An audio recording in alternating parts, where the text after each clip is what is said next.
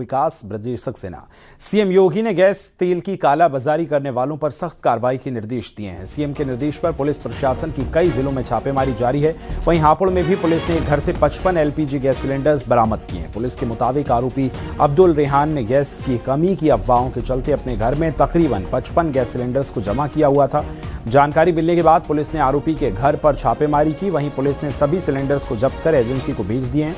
अब्दुल रेहान के सपा कार्यकर्ता होने का दावा किया जा रहा है।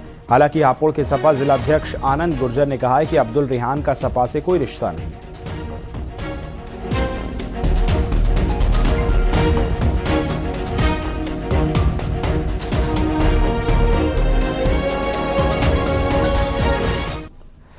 बीजेपी प्रवक्ता शहजाद पूनावाला ने सिलेंडर्स को लेकर विपक्ष पर निशाना साधा। शहजाद पूनावाला ने कहा कि विपक्ष सिलेंडर्स को लेकर पैनिक फैला रहा है।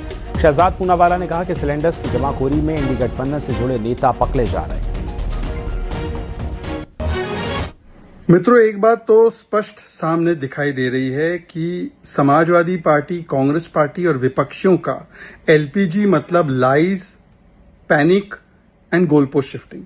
इसके अलावा हापुड़ में भी एक इंडी अलायंस से जुड़े हुए नेता कार्यकर्ता के घर से 55 सिलेंडर मिल गए।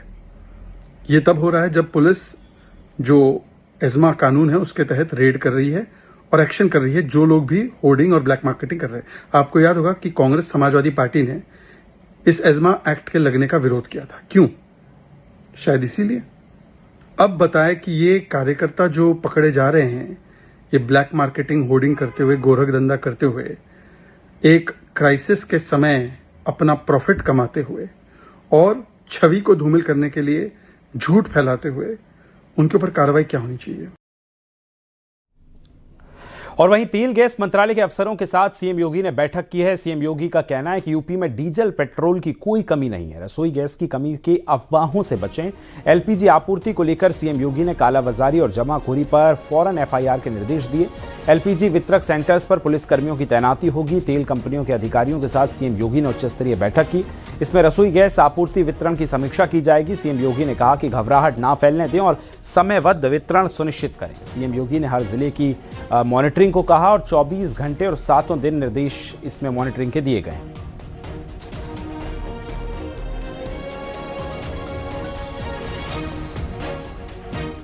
वहीं एलपीजी को लेकर फैली अफवाह पर पीएम मोदी ने विपक्ष पर करारा प्रहार किया। पीएम मोदी ने कहा कि कुछ लोग पैनिक क्रिएट कर रहे हैं, अपना एजेंडा चलाना चाहते हैं, इसके लिए वो ऐसा कर रहे हैं। जनता के समक्ष खुद को एक्सपोज हो ही रहे हैं, पूरे देश का भी बहुत बड़ा नुकसान कर रहे हैं। भारत इस संकट से निपटने के लिए कोई कसर जो है बाकी नहीं छोड़ रहा है।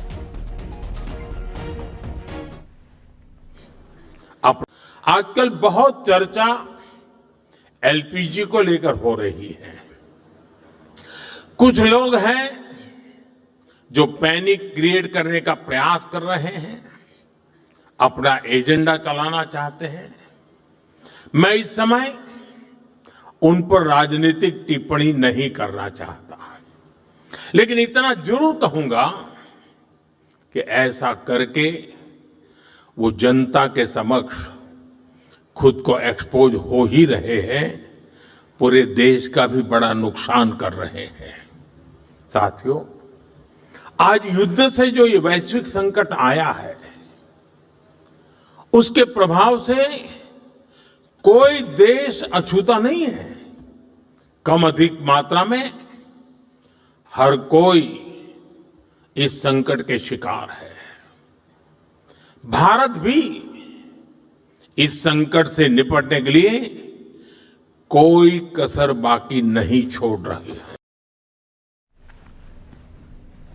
सपा नेता राम गोपाल यादव का कहना है कि देश में सिलेंडर्स की कमी है, लेकिन सरकार उसे स्वीकार नहीं कर रही है।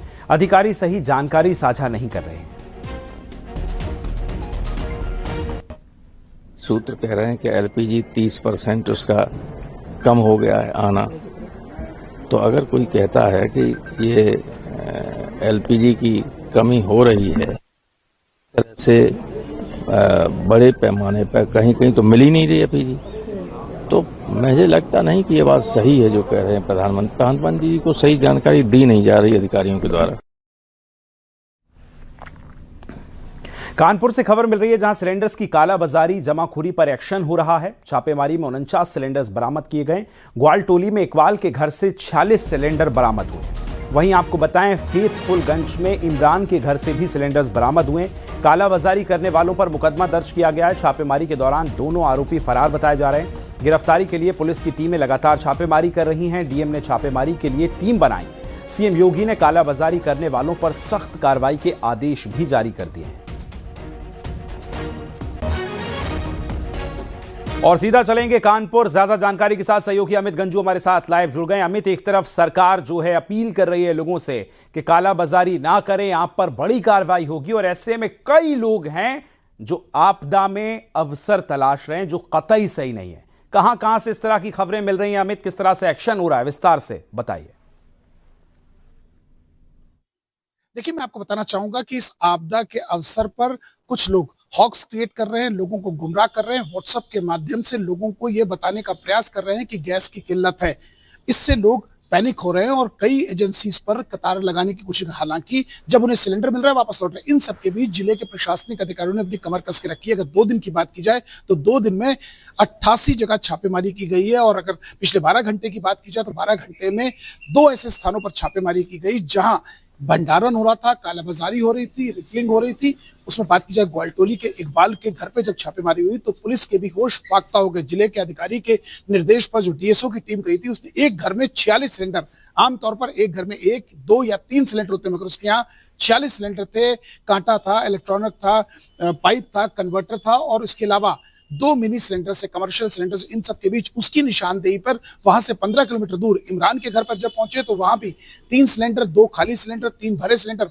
इसकी सूचना जब इमरान को लगी तो घर के पीछे के रास्ते से अपने पास जो ई रिक्शा था उस पर कुछ सिलेंडर लेके भागा है। हालांकि पुलिस ने इकबाल और इमरान दोनों के खिलाफ मुकदमा दर्ज कर लिया गया और पुलिस की टीम जांच में जुटी। जहां एक और ग्वालटोली तो वहीं रेल बाजार में भी मुकदमा दर्ज है। इन सबके बीच उन लोगों को भी पुलिस अब चिन्हित करने का प्रयास कर रही है जो इस पूरे मामले पर लोगों को गुमराह करना चाह रहे हैं। और कहीं ना कहीं इस पूरे प्लान में व्हाट्सएप ग्रुप्स पे भी पुलिस की पैनी नजर बनी हुई है। अगर पुलिस कमिश्नर रघुवीर लाल की माने तो 88 ऐसे ग्रुप्स को चिन्हित अभी तक किया गया है जिन्होंने इस गैस को लेकर कुछ ना कुछ अपने वक्तव्य दिया है या अपने कुछ पुराने वीडियोस दिखाए। ये वीडियोस कुछ ऐसे बताए जा रहे हैं जो 2016 के हैं, कुछ वीडियोस 2009 के हैं, 2008 के हैं।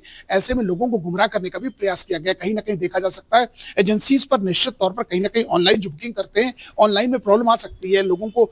लेकिन जहां उनकी बुकिंग डेट्स है, क्योंकि एक आदमी के घर में 21 से 28 दिन तक गैस चलती है, जिलाधिकारी कहना है। जहां होटल्स की बात है, होटल्स ने जहां अपने यहाँ 15-15, 16-16 सिलेंडर है, उनसे कहा गया है कि अभी जमाखोरी नहीं की जाए। एक टफ पीरियड चल रहा है, कहीं ना कहीं 15 से। अमित, लेकिन ये पूरा सवाल उठता है मानसिकता का। मिडिल ईस्ट में जो हालात बने हैं उसके आसपास देशों में हम देख रहे हैं कितने संकट के हालात में। ऐसी स्थितियों में भारत ना पहुंचे, इसको लेकर प्रधानमंत्री स्वयं अपील कर रहे हैं। विदेश मंत्री कह रहे हैं कि हम पूरा आश्वासन देते हैं कि जनता को किसी भी चीज का क्राइसिस नहीं होने देंगे। एक तरफ ऐसी चीजें हैं और दूसरी तरफ यह मानसिकता कि 40-40 सिलेंडर एक घर में रखे जाना क्या मानसिकता को दर्शाता है अमित? देखिए विकास, मैं आपको बताना चाहूंगा निश्चित तौर पर कहीं ना कहीं अब त्योहार सर पे है। अगर बात की जाए, ईद है, आज जैसे अलविदा की नमाज है तो 19 तारीख को ईद है, तो वहीं से नवरात्रे भी शुरू हो रहे हैं। लोगों को डर दिखाकर व्हाट्सएप ग्रुप्स के और सोशल मीडिया का सहारा लेकर एक दूसरे को बरगलाने का प्रयास किया जा रहा है लोगों के बीच। कानपुर की अगर बात की जाए, जिस दिन से ये अफवाह फैली उसके बाद 3 दिन तक लगातार कानपुर के चमनगंज, भिकनगंज, इफ्तिखाराबाद, नाला रोड, पेशबाग, नौबस्ता, मछरिया, दासू कुआं, चकेरी, जाजमऊ, कल्याणपुर, इंदिरानगर क्षेत्रों में जहां सिलेंडर बढ़ते हैं वहां बिना बात के हॉक्स क्रिएट हुआ। 250-300 लोग एजेंसी में पहुंच गए। एजेंसी मालिक ये समझने की स्थिति में नहीं था कि जब सिलेंडर आपके घर पहुंच रहा है तो इतनी एजेंसी रहे, किसी का नाम है 3 सिलेंडर बुक कर दो, किसी का नाम है 2 बुक कर दो। निश्चित तौर पर हर चीज सिस्टमेटिक ढंग से होती है। उनका कहना है कि कहीं ना कहीं सिलेंडर। और अब जिलाधिकारी ने भी अपने एक व्हाट्सएप अपील की, कानपुर के जितेंद्र सिंह ने अपील की है कि अफवाहों पर ध्यान न दें। जिले के प्रशासनिक अधिकारी बैठे हैं, एक कंट्रोल रूम कानपुर बनाया गया। उस कंट्रोल रूम में राउंड द क्लॉक, आमतौर पर अगर सिलेंडर की जो बुकिंग होती है लोग 7 बजे से लेकर 2 बजे तक करते हैं, लेकिन जिले के प्रशासनिक अधिकारी मुख्यमंत्री के निर्देश के बाद राउंड द क्लॉक यहाँ एक डीएसओ सेंटर है जिसमें 8-8 घंटे की ड्यूटी पे लोगों को बिठाया गया है। निश्चित तौर पर आप नजर बना के रखिएगा, अपडेट्स हम आपसे लेते रहेंगे। फिलहाल थैंक यू सो